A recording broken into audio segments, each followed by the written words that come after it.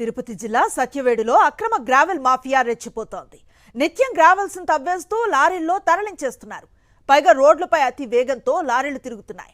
గంగమ్మ ఆలయ గ్రిల్ ను లారీ ఢీకొట్టింది. దీంతో స్థానికులు ఆందోళనకు దిగారు. కూటమి కనుసన్నల్లో జరుగుతున్న అక్రమ గ్రావెల్ దందాను అరికట్టారని ధర్నాకు దిగారు. లారీని అడ్డుకొని రోడ్డుపై బైఠాయించారు. పోలీసులు నచ్చచెప్పే ప్రయత్నం చేసినా ఆందోళనకారులు వినలేదు. గ్రావెల్ మాఫియాపై ఎలాంటి చర్యలు తీసుకున్నారో చెప్పాలంటూ ధర్నాకు దిగారు.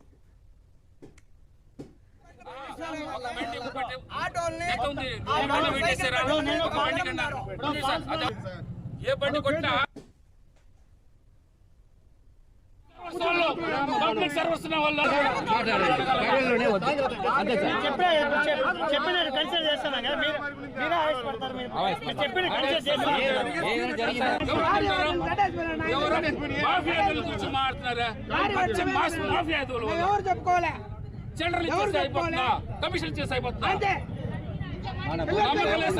మాకు పోలీసు వ్యవస్థ మీద పూర్తిగా నమ్మకం లేదు సార్. ఓపెన్ చెప్తున్నా, లాయర్గా చెప్తున్నా.